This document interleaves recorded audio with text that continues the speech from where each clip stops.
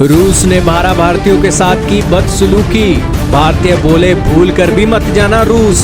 Passport छीने, mobile छीने, कमरे में किया बंद। दोस्त रूस ने तोड़ दिया दिल।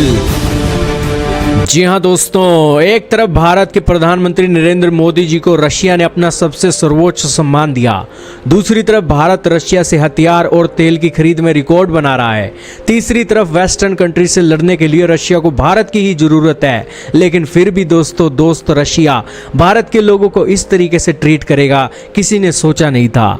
भारतीय आज रशिया यूक्रेन की जंग के बीच रूस के अंदर अपने एक दोस्त की मंशा से वहां जाते हैं। हाल ही में अमित तंवर एक भारतीय हैं जो कि रूस के अंदर गए थे और अब तो फिलहाल वो रूस से वापस अपने मुंबई पहुंच चुके हैं एयरपोर्ट पर, क्योंकि वहां की अथॉरिटी ने उन्हें डिपोर्ट कर दिया है। लेकिन उन्होंने जो दास्तां बताई, आपके सामने एक फोटोज चल रही हैं जो इन्होंने अपनी स्टोरीज पर लगाई थी, पोस्ट के अंदर लगाई थी, जिसके अंदर वो अपनी सारी आप बीती बता रहे हैं कि वो तो दोस्त रूस को दोस्त मानते थे, लेकिन हमारा जो एक रशिया के प्रति एक विचार थे वो सारे विचार हवा हवाई हो गए, क्योंकि रशिया ने हमें वैसा ट्रीट नहीं किया जैसा करना चाहिए था।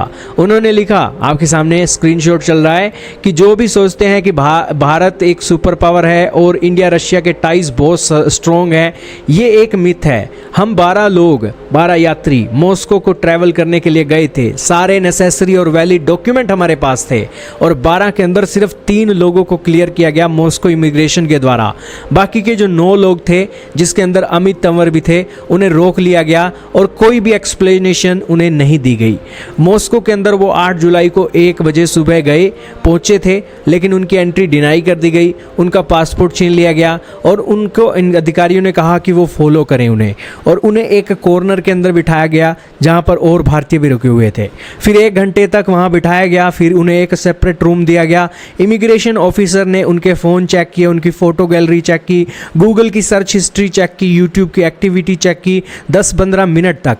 और फिर दोस्तों, उन्होंने उन भारतीयों के सारे डॉक्यूमेंट छीन लिए, ट्रैवल की इटिनरीज ले ली और कैश भी वो जो कैरी कर रहे थे वो भी उन्होंने ले लिया। इसके बाद दोस्तों क्या होता है, कोई भी क्वेश्चन वो पूछ नहीं सकते थे, क्योंकि जो रशियन ऑफिशियल थे वो रशियन में ही बात कर रहे थे और उन्हें रशियन आती नहीं थी।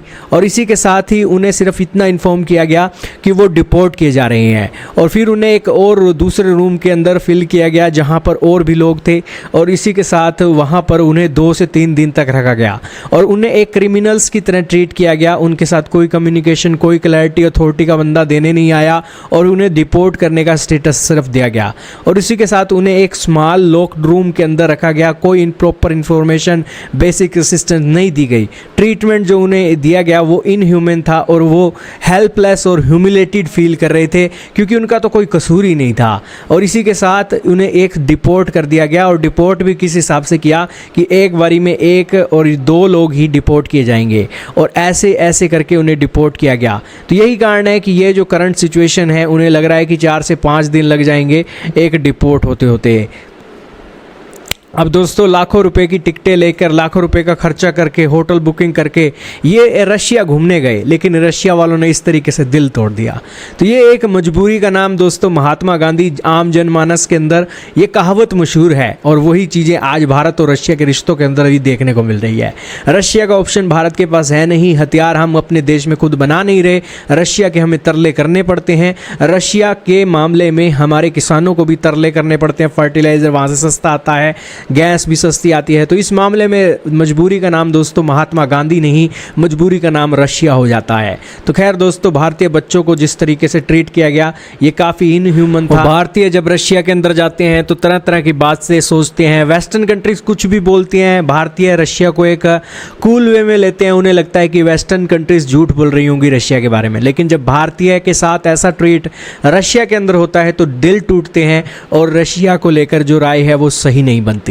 भले ही रशिया भारत का कितना भी भला करे, वेस्टर्न कंट्रीज की मोनोपोली के बीच रशिया भारत की कितनी भी सपोर्ट करे, लेकिन at the end of the day वो सब करके रशिया का ही फायदा मिलता है। खैर दोस्तों, आपका इसके बारे में क्या मानना है कमेंट सेक्शन में बताइएगा, और ये भी बताइएगा कि क्या रशिया का ये ट्रीटमेंट सही था भारतीय बच्चों के ऊपर, कमेंट सेक्शन में जरूर बताइएगा।